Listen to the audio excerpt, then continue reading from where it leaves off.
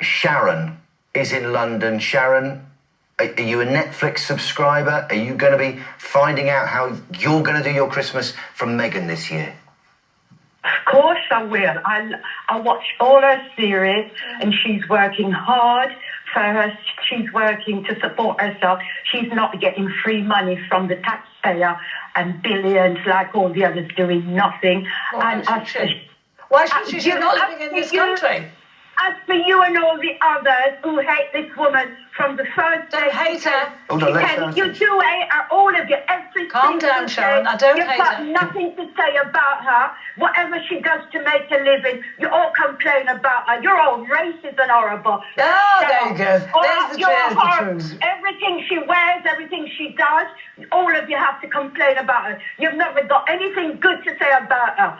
So I love her. She's great, and I'll watch all her series, and I hope she gets many more series, and all these horrible people like that woman on the show today. They just have nothing good to say about this woman.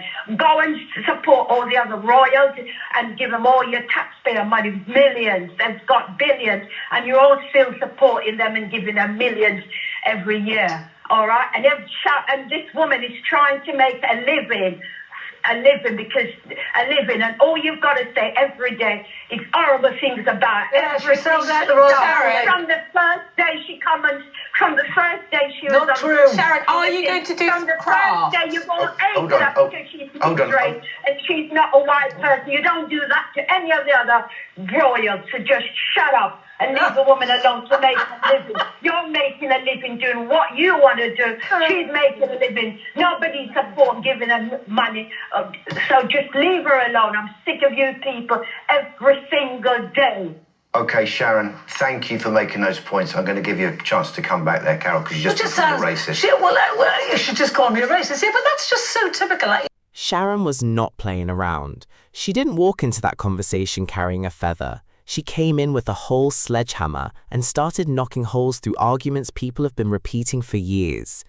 And honestly, a lot of people watching at home were probably sitting there saying, finally, somebody said it.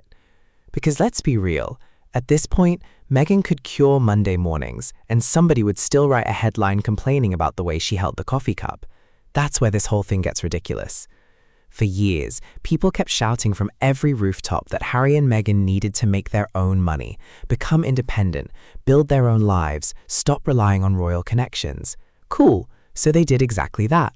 They signed deals, started businesses, created projects, built brands, worked, hustled, and somehow the same crowd turned around and said, wait, not like that. Huh? That's like telling somebody to leave your house, then getting angry when they buy a bigger house across the street. Make it make sense. That's why Sharon's comments hit so hard. She wasn't saying anything complicated. She was pointing out something regular people notice every single day. The goalposts keep moving. Meghan succeeds? Problem. Meghan launches something new? Problem. Meghan stays quiet? Problem. Meghan speaks? Problem. At this stage, some critics are treating Meghan's existence like a software bug they can't uninstall. And people are noticing. You don't need a royal expert, you don't need a journalist, you don't need 20 documentaries and a family tree chart hanging on your wall. Regular folks can see what's happening. When another celebrity launches a business, they're called ambitious. When Meghan launches a business, suddenly everybody becomes an FBI agent, a tax auditor, a marketing consultant, and a professional hater all at the same time. The transformation is honestly incredible. I've seen less dedication from people trying to assemble IKEA furniture. And that's why Sharon refusing to sugarcoat things felt refreshing. Too many television discussions spend half their time trying not to offend the people creating the nonsense in the first place. Sharon basically said, nope, we're talking about it. Good, because a lot of viewers are tired of watching the same movie over and over. Same criticism, different day. New headline, same script. You know what made Sharon's comments hit different? She sounded like somebody who had finally reached that point. That point where you've heard the same nonsense so many times that you stop being polite about it. You know the feeling. It's when your neighbor tells the same bad joke for the 100th time and you finally say, mate, enough. That's the energy Sharon brought. For years, people who support Meghan have been sitting there watching the same cycle spin around like a broken washing machine. New headline, same outrage. Different day, same target. At some point, people stop asking questions and start noticing patterns, and Sharon clearly noticed. What impressed me wasn't that she defended Meghan. Plenty of people have done that before. It was how she did it. No careful tiptoeing, no on the other hand, no trying to keep everybody happy. She basically kicked the door open and said, "Can we stop pretending we don't see what's happening here?" And honestly, a lot of viewers probably nodded so hard they nearly spilled their tea. Because regular people understand frustration. We've all watched somebody get blamed for things that make no sense. We've all seen one person judged by rules nobody else has to follow. That's why Sharon's comments connected. It felt real, it felt human. It felt like that friend who finally says what everybody else is thinking during an awkward family dinner. Suddenly the room goes quiet because, well, they're not wrong. The funny thing is, Meghan has reached a level where she could announce she's rescuing puppies from a burning building, and somebody would still find a reason to complain.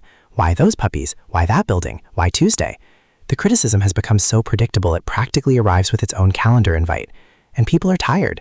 Not just supporters, even casual observers are starting to look at the whole thing and go, wait a second. Because after a while, the outrage starts looking less like concern and more like a hobby. A very time-consuming hobby, the kind that should probably come with overtime pay. Meanwhile, Meghan keeps moving. New projects, new partnerships, new business ventures, new goals, and somehow every achievement creates another round of panic from people who claim they wanted her to disappear from public life in the first place. It's a strange situation. If she succeeds, they're upset. If she stays quiet, they're upset. If she speaks, they're upset. At this stage, Meghan could spend a weekend doing absolutely nothing, and somebody would still write a 2,000-word article analyzing it. That's why Sharon's frustration felt earned.